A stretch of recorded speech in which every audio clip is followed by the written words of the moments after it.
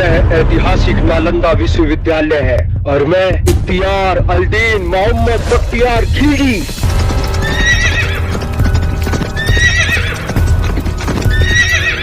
मैंने ही इस नालंदा यूनिवर्सिटी को जलवा कर राख कर दिया था। मैंने ही नालंदा की धरोहर लाखों पांडुलिपि पुस्तकों को जलवा कर राख कर दिया था, क्योंकि मैं तनिक भी नहीं चाहता था कि इस्लाम के अलावा कोई अन्य धर्म या कोई अन्य पंथ अपना पैर पसार सके। मैं अपने चारों तरफ सिर्फ इस्लाम को देखना चाहता था। जिस तरह से नालंदा विश्वविद्यालय आयुर्वेद की दुनिया में आगे बढ़ रहा था, यह मुझसे तनिक भी नहीं देखा गया। यहीं से मैंने सोचा क्यों न इस यूनिवर्सिटी को तबाह कर दिया जाए, क्योंकि अगर मैं इसे तबाह नहीं करता तो इस्लाम अपना पैर नहीं पसार सकता था। यहीं से शुरू हुई थी नालंदा की तबाही और मैंने ही लिखी थी इसे। मैंने यहाँ के हजारों बौद्ध शिक्षकों को जान से मरवा डाला और यहाँ पर अध्ययन कर रहे हजारों लाखों विद्यार्थियों को जान से मरवा कर उनको जिंदा जलवा दिया, क्योंकि मैं तनिक भी नहीं चाहता था कि इस्लाम के अलावा कोई अन्य धर्म या कोई अन्य पंथ अपना पैर पसार सके। यहीं से मैंने लिखी नालंदा की तबाही।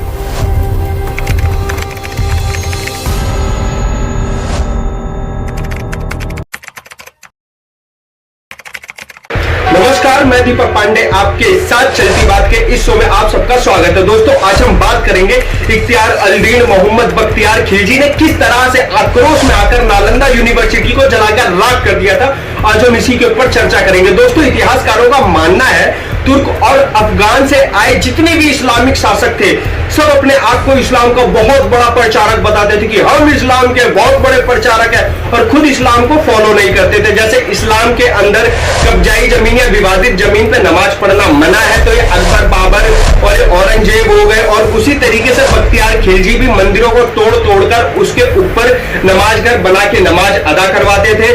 और जिस तरीके से ये इस्लाम के अंदर नशे को एकदम इसके विरुद्ध बताया गया कि नशा नहीं करना चाहिए, ये नहीं करना चाहिए, और नशा करने वालों को ये सजा होती है, वो सजा होती है, ये इस्लाम में बताया गया। लेकिन सबसे बड़े नशेड़ी देखा जाए, ये तुर्क के जितने भी थे, अफीम का नशा सबसे ज्यादा करते थे। अफीम के बाद मदिरा पान इनका बहुत ज्यादा रोचक होता था कि मदिरा पान का सेवन सबसे अधिक करते थे। उसी तरीके से बख्तियार खिलजी भी था। जब इसने बंगाल और बिहार के कई राज्यों में अपना शासन स्थापित कर लिया, तो यह नशे की तरफ बढ़ता गया। ये इसने मदिरा पान का सेवन अधिक करने लग गया था, जिसके कारण वह बीमार पड़ गया। और जब यह बीमार पड़ा तो इसने अपने सिपाहियों को आदेश दिया कि भैया, तुर्क और अफगानिस्तान से बड़े बड़े हकीम जिनका नाम चलता है, जिनका बोलबाला है, उनको बुलाया जाए भाई हमारे इलाज के लिए। और सब भारत आ गए और कई हफ्तों तक इसका इलाज किया, लेकिन उसके बावजूद भी बख्तियार खिलजी की तबीयत सुधरने का नाम नहीं ले रही थी। जब सारे हकीमों ने हाथ जोड़ लिया, तो इनके एक दरबारी ने नालंदा की सलाह दी कि नालंदा के अंदर आचार्य राहुल श्रीवत्स जी को बुलवाया जाए। वो आयुर्वेद के प्रमुख है और वो आपको निश्चय ही ठीक कर देंगे और आपकी इस बीमारी का इलाज वो पूर्णतः खत्म कर देंगे। दोस्तों, खिलजी के अंदर इतना ज्यादा गुरूर था कि उसने मना कर दिया कि मैं किसी भी हिंदुस्तानी दवाई या किसी भी हिंदुस्तानी वैद्य को नहीं अपने इलाज के लिए बुलाऊंगा। लेकिन जब वो मरण अवस्था की तरफ पहुंच गया, जब उसको लगा कि अब मैं भैया मर जाऊंगा, तो भाई अपनी जान बचाने के लिए इसने राहुल श्रीवत्स जी को बुला लिया। लेकिन उसने एक शर्त लगाई उनके साथ कि भैया मैं एक भी हिंदुस्तानी दवाई को नहीं खाऊंगा। और जब राहुल भद्र जी ने जब इस चीज को सुना, तो उन्होंने बोला ठीक है, उन्होंने मंजूरी भर दी। तो अगले दिन आचार्य राहुल भद्र जी ये बख्तियार खिलजी के पास जाते हैं, एक कुरान लेकर जाते हैं और बता देते हैं इस पेज से इस पेज तक आपको डेली पढ़ना है। और जाहिर सी बात है, पेज अधिक होने की वजह से खिलजी दिन में 3-4 बार उसको पढ़ता था। और जब भी पढ़ता था, वो क्या करता था, थूक लगा के पन्नों को पलटता था। और जब वो थूक लगा के पन्नों को पलटता था, तो दवाई भी उसके अंदर जाती थी और धीरे धीरे खिलजी ठीक हो गया। लेकिन खिलजी को बड़ा आश्चर्य हो कि भैया मैं कुरान पढ़ने से कैसे ठीक हो गया, मैंने एक भी दवाई नहीं खाई, मैंने कुछ नहीं खाई, लेकिन मैं ठीक कैसे हो गया। तो इसने राहुल भद्र जी को बुलाया और इन्होंने पूछा कि ये बताइए आप मेरे को कि मैं कैसे ठीक हुआ। तो आचार्य श्री राहुल भद्र जी ने बताया कि मैंने कुरान के निचले तल के ऊपर अदृश्य दवाई का लेप लगा दिया था, जिससे जब आप थूक के साथ पन्ने को पलट रहे थे वो दवाई आपके अंदर जा रही थी और आप धीरे धीरे उसी के चलते ठीक हो गए। लेकिन खिलजी को यह सुनकर इतना ज्यादा गुस्सा आ गया, इतना ज्यादा गुस्सा आ गया, जबकि उसकी तबीयत भी ठीक हो गई थी। इसके चलते उसको इतना गुस्सा आया कि उसने आदेश दिया अपने सभी सिपाहियों को और खुद भी टूट पड़ा, नालंदा विश्वविद्यालय को जलाकर राख कर दिया।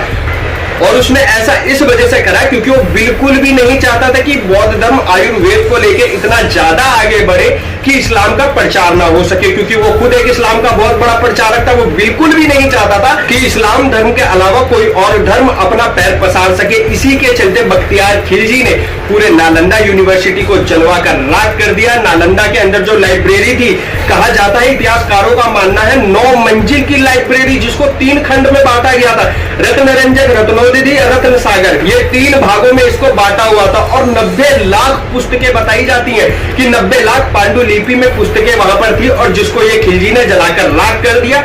वहां पे हजारों अध्यापकों को, वहां पे हजारों अध्ययन कर रहे शिक्षकों को इन्होंने जान से मार दिया और हजारों विद्यार्थियों को इन्होंने जिंदा ही जलवा दिया। इतना खूंखार आदमी था ये बख्तियार खिलजी। तो दोस्तों जाहिर सी बात है, अफगानों और तुर्क से आए जितने भी अफगानी शासक थे, भारतीय संस्कृति को सबने मिटाना चाहा, लेकिन किसी की मां ने इतना दूध नहीं पिलाया था कि भारत की संस्कृति को मिटा सके। चाहे वो अकबर ले लो, चाहे वो बाबर ले लो, वो चाहे ये औरंगजेब ले लो, वो चाहे हुमायूं ले लो, वो चाहे आप किसी को भी ले लीजिए, जितने भी अफगान के शासक है, किसी की भी मां ने इतना दूध नहीं पिलाया था। एड़ी चोटी का जोर लगा दिया, लेकिन इतिहास को बदल नहीं पाए। यहां तक कि अलाउद्दीन खिलजी और बख्तियार खिलजी ने इतिहास को जलाने की भी कोशिश करी और इतिहास के पन्नों में अपना नाम एकदम बढ़िया तरीके से, अपना एकदम सफेद दूध की तरह इन्होंने लिखा कि भैया हमने ये करा था, हमने वो करा था। लेकिन हकीकत है, इतिहास ना आज तक कभी छुपा है, ना कभी आगे चल के कभी छुपेगा। और इनको लगता था कि हम इतिहास को छुपा लेंगे, लेकिन ऐसा नहीं हुआ। जितने भी इतिहासकार थे उन्होंने अपने पुस्तकों में इनका वर्णन करा कि किस तरीके से इस्लाम का प्रचारक बताते थे, लेकिन खुद को इस्लाम को फॉलो नहीं करते थे, दूसरों को इस्लाम फॉलो करने को बोलते थे, खुद नमाज तक नहीं पढ़ते थे। तो इस तरीके से इन्होंने नालंदा यूनिवर्सिटी को जलवा दिया। दोस्तों यह वीडियो आपको कैसी लगी कमेंट बॉक्स में जरूर बताना। जय हिंद, जय भारत।